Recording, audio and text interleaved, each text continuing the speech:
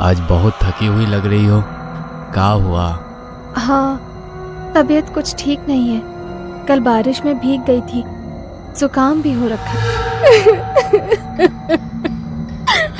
तभी बिंदिया की मौसी ने चिल्लाते हुए कहा, तंत्र का प्रयोग किया है किसी ने हमारी बेटी पर। तंत्र का, सुन रहे हैं सब? तंत्र। कहते हैं कि विवाह के दौरान दंपति अर्थात वो समय जब माला बदल होता है या 7 फेरे होते हैं या सिंदूरदान से लेकर दुल्हन विदाई तक की रस्म का जो समय होता है, वो समय बहुत ही संवेदनशील होता है।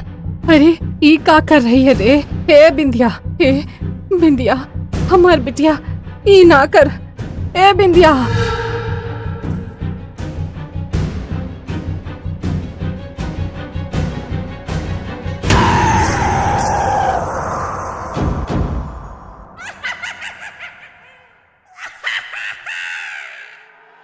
इस कहानी के लेखक हैं विजेंद्र कुमार कर्ण। बैंड बाजे वाले पूरे जोश में बैंड बजा रहे थे, लेकिन उनसे भी ज्यादा जोश तो पंकज के दोस्तों में था। नए गाने, फिर पुराने गाने, फिर से नए गाने की फरमाइश हो रही थी और पंकज के दोस्तों के पांव उन गानों के बोल पर थिरक रहे थे और कुछ तो अपने मुंह से गानों को गा भी रहे थे। कमरिया कमरिया कमरिया कोरेला पालाप लॉलीपॉप लागेलू कमरिया। दूल्हे की शेरवानी पहने अपनी कार में बैठा पंकज बहुत खुश था, क्योंकि लगभग 4 साल का बिंदिया के साथ उसका रिलेशनशिप आज एक रिश्ते में बदलने जो जा रहा था। उधर बिंदिया आईने के सामने संवर रही थी, कान में झुमके, नाक में नथनी, पाँव में पायल, आंखों में काजल और लाल जोड़ा। उसकी खूबसूरती को देखकर तो ऐसा लग रहा था कि उसकी खूबसूरती आज तक कहीं छिपी बैठी थी और शादी के दिन वो आजाद होकर बाहर निकलना चाहती थी। बाप रे बाप, हमने तो सुना था कि खूबसूरती आग लगा देती है। भगवान कसम, आज देखियो लिए। जानती है मेरी जान, आज तो तुम एकदम हीरोइन लग रही हो, एकदम same to same Kareena Kapoor. आज अगर हम लड़का होते ना, अभी के अभी तुमसे ब्याह कर लेते। तुम भी ना दीपा, खाली फालतू बात बोलती रहती है। जानती है रे, आज हम कितना खुश हैं। हमारी बचपन की दोस्त आज दुल्हनिया बन गई है। अब तू एगो नई जिंदगी में एंटर करने वाली है। तुमको तुम्हारा सच्चा प्यार मिलने वाला है। तू बड़ी भाग्यशाली है रे, जो तुझे तेरा प्यार मिल रहा है। नहीं तो आजकल का जमाना में सच्चा प्यार मिलना पता है ना कितना मुश्किल है। हमारा दिल आज बहुत खुश है रे। आई लव यू टू रे। बारात बिंदिया के दरवाजे पर लग गई थी। दीपा और बिंदिया ऊपर वाले कमरे से बारात को देख रहे थे। आतिशबाजी होने लगी थी। आसमान पर जाकर पटाखे इतनी सुंदर रोशनी और डिजाइन बना रहे थे कि सभी का ध्यान उस पर था, लेकिन बिंदिया का ध्यान बारात पर कम, पंकज पर ज्यादा था। पटाखों की रोशनी खामोश हुई। बारातियों का ध्यान अब पूरी तरह शादी के मेन्यू पर था। कोई पनीर टिक्का दबा रहा था तो कोई अपना प्रेम चिकन टिक्का पर बरसा रहा था। कोई गोलगप्पे के पानी में खोया था तो कोई चिकन लेग पीस की खोज में ऐसे लगा था जैसे कोई महात्मा सत्य की खोज में लगे रहते हैं। स्टेज पर माला पहनाने के समय भी खूब हंसी मजाक होने लगा। बिंदिया ने पंकज को जैसे ही वरमाला पहनाना चाहा, उसके दोस्तों ने उसे पकड़कर काफी ऊंचा उठा लिया और जोर जोर से हंसने लगे। बेचारी बिंदिया को बहुत गुस्सा आया। उसने दीपा की ओर देखा। दीपा ने उसका हाथ पकड़ा और स्टेज से उतरने की एक्टिंग करने लगी, लेकिन तभी पंकज की आवाज बिंदिया के कानों में आई, बिंदिया आई लव यू। बिंदिया ने पीछे मुड़कर देखा तो पंकज स्टेज पर घुटनों के बल बैठा था और उसने वरमाला को कुछ इस तरह से पकड़ रखा था जैसे कि उसने हाथ में गुलाब का फूल लिया हो और प्रपोज के लिए बैठा हो। उसे देखकर बिंदिया जोर जोर से हंसने लगी। पूरे 5 मिनट तक वो हंसती रही। 5 मिनट तक उसका हंसना नॉर्मल ही था, लेकिन वो तो हंसती रही जोर जोर से, बहुत जोर से। अब बिंदिया, क्या हुआ है तुमको? बिंदिया ने पंकज की ओर ऐसे देखा जैसे कि वो उसे जानती ही नहीं, उसे वो पहली बार देख रही हो।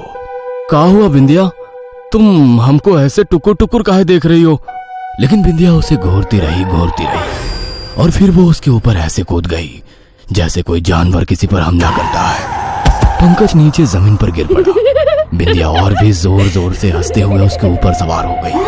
अजीब भयानक लग रही थी उसकी हंसी। शादी का वो माहौल एकदम से बदल गया था। सभी के चेहरे पर डर ने दस्तक दे दी थी।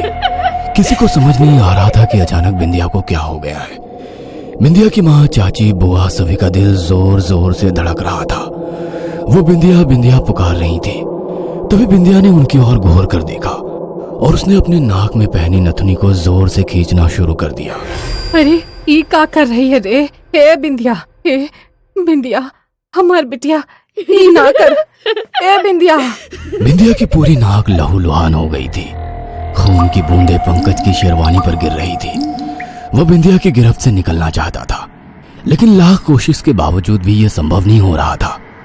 अचानक बिंदिया पंकज की छाती से उतरी और जमीन पर लेटने लगी। उसके बाद वो ऊपर उठी और हाथ और पैरों के सहारे पीछे की ओर तीर की तरह झुक कर चलने लगी, बहुत तेजी से। इस तरह उसे चलता देख सभी की सांसें रुक गई थी।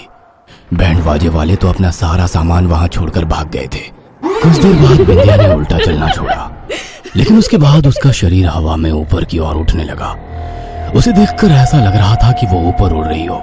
बिंदिया ने अब हंसना बंद कर दिया था और वो जोर जोर से रोने लगी।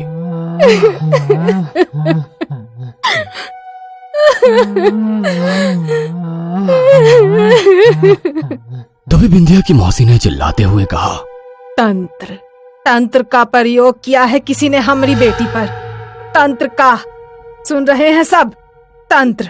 अरे हम इसको कितना कहे थे कि जब तक सिंदूर दान नहीं हो जाता लोहा का कोई सामान अपने पास रखे, लेकिन लगता है ये भूल गई। ये आजकल की पीढ़ी भी ना कुछ बुझबे नहीं करती है। अरे तंत्र बहुत होता है इस समय। अब हमारी बच्ची का क्या होगा? हाँ? क्या होगा मेरी बच्ची का? बिंदिया की मौसी ये कहकर बिंदिया की माँ को पकड़कर रोने लगी। दीपा को तो कुछ समझ में नहीं आ रहा था कि अचानक से ये सब क्या हो गया। पंकज उठने की कोशिश तो कर रहा था, लेकिन वो उठ नहीं पा रहा था। वो तो बस अपनी बिंदिया को एकटक देखता जा रहा था। कहते हैं कि विवाह के दौरान दंपति, अर्थात वो समय जब माला बदल होता है या 7 फेरे होते हैं या सिंदूरदान से लेकर दुल्हन विदाई तक की रस्म का जो समय होता है, वो समय बहुत ही संवेदनशील होता है। उस समय मंडप में या वरमाला के स्टेज पर संदिग्ध और अनावश्यक लोग और परिवार की ईर्ष्यालु महिलाओं और दोस्तों रिश्तेदारों को दूर रखना चाहिए, क्योंकि इसी समय कुछ लोग जलन के मारे या किसी पुरानी दुश्मनी को निकालने के लिए तांत्रिक क्रिया करते हैं। और किसी ने तंत्र का प्रयोग कर दिया तो जिस पर तंत्र का प्रयोग हुआ है वो पागल हो सकता है और कई बार तो मर भी जाता है। भारत के कई इलाकों में ऐसा भी देखा गया है कि जब मंडप में सिंदूर दान होता है तो इस प्रक्रिया को बहुत ही गुप्त रूप से किया जाता है। मंडप में माता पिता और बिल्कुल नजदीकी रिश्तेदारों के अलावा और लोगों को दूर रखा जाता है। यही नहीं, दुल्हा दुल्हन की गांठें बांधी हुई चुनरी में कोई कुछ डाल ना पाए या विदाई के समय वो कपड़ा कोई चोरी ना कर ले, इस बात का भी विशेष ख्याल रखा जाता है। चली आ रही परंपरा के अनुसार शादी की हल्दी की रस्म के बाद से ही लोहे का कोई भी छोटा या बड़ा सामान अपने साथ रखने का भी नियम है। कहते हैं ऐसा करने से तंत्र निष्फल हो जाता है, लेकिन ये गलती तो विंध्या ने कर दी थी। लोहे का कोई भी टुकड़ा उसके पास नहीं था, ना तो उसके हाथ में ना ही उसके कपड़ों से बंधा। थोड़ी देर बिंदिया हवा में वैसे ही लटकी रही। वह जोर जोर से रोती भी रही और फिर अचानक धम से नीचे आ गिरी। बिंदिया बेहोश हो गई थी। कुछ देर पहले किसी हीरोइन की तरह दिखने वाली बिंदिया का चेहरा इतना भयानक लग रहा था कि एकटक उसकी और कोई देख भी नहीं रहा था। पंकज की आंखों में आंसू थे। वह धीरे धीरे चलता हुआ अपनी बिंदिया के पास गया और उसे गले लगाते हुए कहा, क्या हो गया रे तुमको? क्या हो गया? हम तुमको बिहार के ले जाने आए थे रे, लेकिन ये सब क्या हो गया? हमारी बिंदिया को किसकी नजर लग गई? रोते हुए पंकज को उसके माता पिता और रिश्तेदारों ने संभाला, लेकिन वो रोता ही रहा। आज बहुत थकी हुई लग रही हो, क्या हुआ? हाँ, तबीयत कुछ ठीक नहीं है। कल बारिश में भीग गई थी, जुकाम भी हो रखा है। अरे फिर कैंसिल कर देती ना आज का मिलना। तुम बहुत आसानी से बोल देते हो, लेकिन हम इतना आसानी से कर नहीं पाते, क्योंकि हमें तुम्हारी लत जो लग गई है। देखो अब तुम वो गाना मत गाने लग जाना, वो लत लग गई वाला। गाऊंगी, वो भी जोर जोर से गाऊंगी। अच्छा, अभी तो बहुत डेयरिंग दिखा रही हो। कल रात लव यू बोलने में जान निकल रही थी तुम्हारी। हाँ अरे पागल, कल मम्मी बगल में सोई थी और तुम थे कि लव यू बोलने की जिद कर रहे थे, लेकिन फिर भी हमने बोला तो था। हाँ बोला था, लेकिन कितना धीरे, सुनाई नहीं पड़ा हमको। अच्छा, बिना सुने ही लव यू टू बोल दिए थे तुम? हाँ बिंदिया, जानती हो ये सच है कि इश्क ना बिना कुछ सुने सब कुछ सुनना सिखा देता है। सही कहा, सुनाई तो पड़ जाता है लेकिन दिखाई नहीं पड़ता। का मतलब? मतलब ये कि 8 बज गए हैं, घर नहीं जाना। आज फिर हमको घर में झूठ बोलना पड़ेगा कि एक्स्ट्रा क्लास में लेट हो गया। जानते हो पंकज, ये जो प्यार होता है ना, बिना कुछ सुने सब कुछ सुनने के अलावा 2 बात और सिखा देता है। अच्छा, कौन सा 2 बात? पहला झूठ बोलना और दूसरा रात को मम्मी बगल में भी सोई हो तो भी लव यू कहना। ओ, ये तुम्हारा पॉइंट ऑफ व्यू है। हम तो इसे ऐसे देखते हैं कि जो प्यार है ना, वो मैनेजमेंट सिखाता है, टाइम मैनेजमेंट, रिस्क मैनेजमेंट, और जाते जाते एक किस दे दो तो किस मैनेजमेंट भी। जिस तरह टोल गेट पर टोल लगता है ना, वैसे ही तुमसे मिलने के बाद हमको एगो किस देना ही पड़ता है। पुरानी बातों को सोच पंकज की आंखें बार बार भीग रही थी।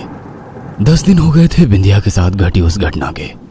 बिंदिया को एक अलग कमरे में रखा गया था, क्योंकि वो कभी भी उग्र हो जाती, कभी जोरों से रोती, कभी हंसने लगती, कभी वो फिर उसी तरह पीछे की ओर चलने लगती, तो कभी उसका शरीर हवा में उड़ जाता। इस बीच घर वालों ने डॉक्टर से भी कंसल्ट किया, लेकिन मेडिकल की दुनिया में इसका कोई ट्रीटमेंट नहीं था। डॉक्टरों ने उसे नींद की गोलियां देनी शुरू कर दी थी। जब तक उन गोलियों का असर रहता, वो सोई रहती, लेकिन जागने के बाद फिर से वही हालत हो जाती। इन 10 दिनों में बिंदिया हड्डियों का ढांचा बनकर रह गई थी। पंकज हर दिन उससे मिलने आता, उसे दूर से देखता और चला जाता। इस बीच उसके घर में भी बात होने लगी थी कि बिंदिया पागल हो गई है, पंकज को दूसरी लड़की के बारे में सोचना चाहिए। लेकिन सच्चा प्यार बहुत जिद्दी होता है, बहुत ही जिद्दी।